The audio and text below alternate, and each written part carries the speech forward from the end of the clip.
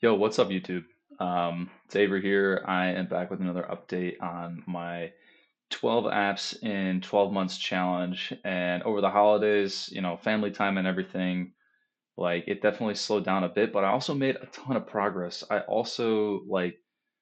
have been using AI building tools. My speed of development has really picked up.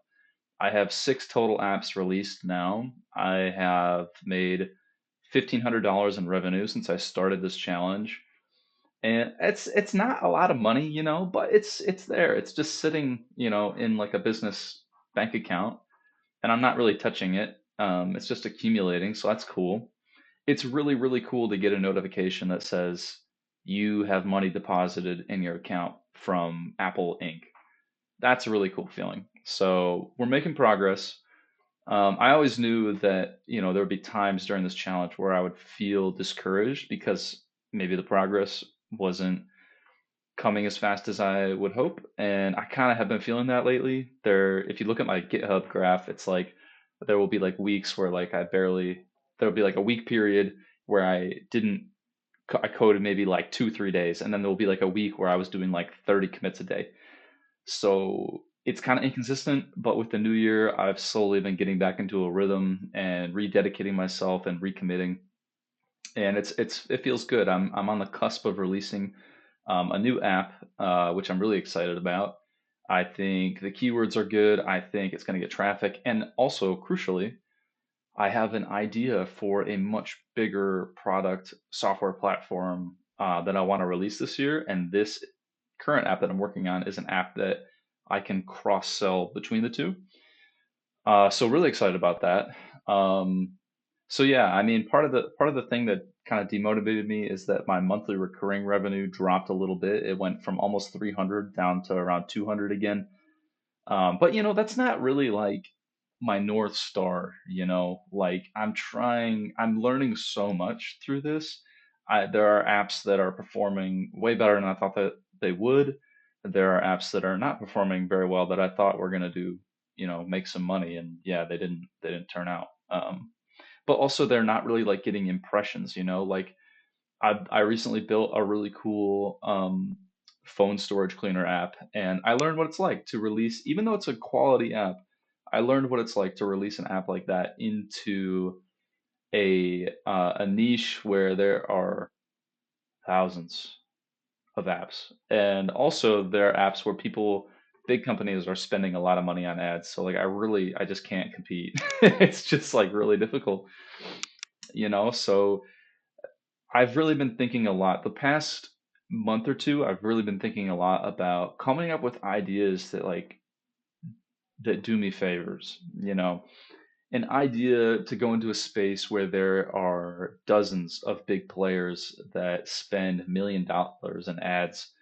Like that's not doing me any favors, That's not like an app store niche where I can carve out a little section of the market for myself. That's just gonna be an uphill battle, and this wasn't an idea that I thought of by myself. I saw an app like this working, and I mean the main reason I did it is because I liked this app, but it was really expensive and the ads were so annoying, so I made like a non-predatory version of that app, and the people that I've given it to really like it, which is good. I've gotten a lot of good feedback. I've gotten some good reviews. So yeah, that's great.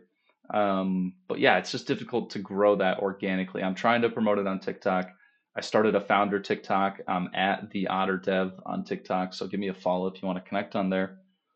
But yeah, as I'm going through this challenge and I'm thinking about how can I improve the quality of the ideas, right? Like obviously you can always improve the quality of the app. You can add features, you can reduce features that might improve the quality of an app. Be more focused. um, there's one of my apps in the past where looking back, it's totally unfocused. It does like six different things and it's hard to market it. The screenshots on the app store communicate like way too much and people are looking for like just one little thing. um, Funny enough, my app that's done the best, it does one thing and one thing only. The screenshots are about that, and to this day, the 6 months into it, Still, it makes the most money, gets the most downloads, has the most impressions, ranks the best. So, there's a lesson there. Simplicity is best. Um, but yeah, the 12 apps challenge, I've kind of become disillusioned with it a little bit. I'm still doing it because I still have what I think are good ideas that I want to create. However, I kind of just realized, like, man, if I wanted to, I could just build like 12 small apps and just be done with it. Like, that's not the point of the challenge, right? I'm kind of my opinion of the challenge has changed. So like now I feel like the point of the challenge was to get myself building, to get that first boost of momentum, that consistency, and it's accomplished that. Like I feel like a different person now.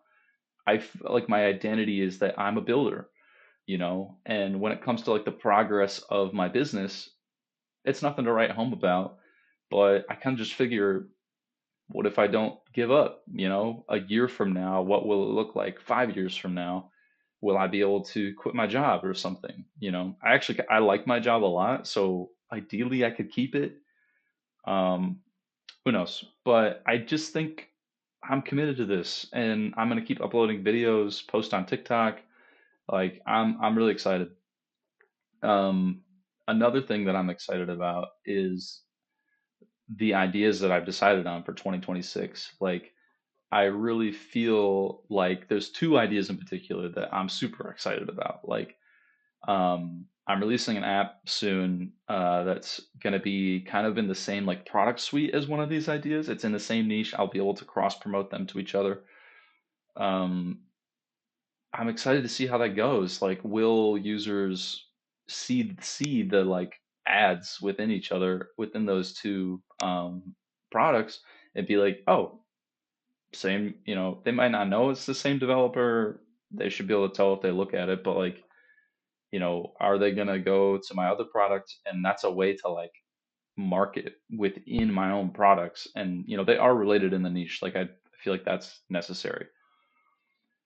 Um, the other idea, um, the other idea is in a niche that's really like it's actually something that I'm passionate about. When I first sat down to come up with app ideas for this 12 apps challenge, I downloaded Astro, which is a keyword research tool for the iOS App Store. And you can put in keywords, right? So you can put in like photo cleaner, right? And that was the niche that I just created an app for. That's my latest release. And it will tell you how many people are searching for it, like what's the difficulty. And the difficulty was high, right? But like I've seen indie hackers release apps in high difficulty keywords and they do pretty well. Usually the higher difficulty ones, they have a lot of traffic. And it's better to be a small fish in a bigger pond sometimes. Sometimes you get lucky, sometimes it just the dynamics are in your favor. You got headwinds. So it's really something that I was using to figure out app ideas, right? But I wasn't really like passionately connected to some of these ideas. Like my app that's done the best, I have no interest in that niche or keyword, but it's something that had a lot of traffic on the App Store, and so my app was able to rank well for it.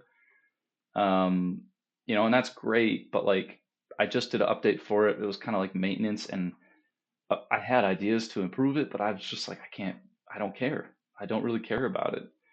Um, sometimes that's a good thing, right? Like you don't want to be too dedicated to something that's not working. Sometimes it's a bad thing. Maybe you should care more about the product because it's something that has potential. It's something that you could grow. But if it's not really like aligned with what you want to do, what's the point?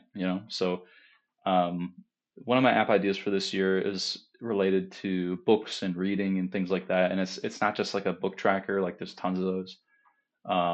But it's related to that, and I'm super excited to pursue it. One of the things that I'm trying to do with my photo cleaner app, right? I'm trying to promote it on TikTok. I'm making content on TikTok for it, and that's great. I'm learning a bunch by doing that. But who is gonna like get up and like talk passionately about cleaning your phone storage? It's kind of a surface level app. There's not really like a deeper purpose behind it. Whereas this other idea I have, there is a deeper purpose behind it. I can get up on TikTok and talk about books. I read all the time. I've read for many years. I love fiction, nonfiction. I love stories. I love movies, TV. I love talking about characters. I love talking about, how the plot is changing. I love going on Reddit to the episode discussions, so that's something I see myself actually making content for, which is awesome. And yeah, so a lot to look forward to in this new year. I hope my next update is a bit more, I guess, positive in terms of the revenue. Like I'm trying to grow the apps. My upcoming app I think has potential. We'll see. We'll see if I'm blessed by the App Store gods. But yeah, I'll keep you up to date on my projects and like and subscribe. Leave a comment. Let's connect. If you're building something, I want to know about it. And if your phone is full, if your phone storage is full, check out Zwipe on the App Store. It'll help you clean it in a fun, gamified way. So, all right, take care.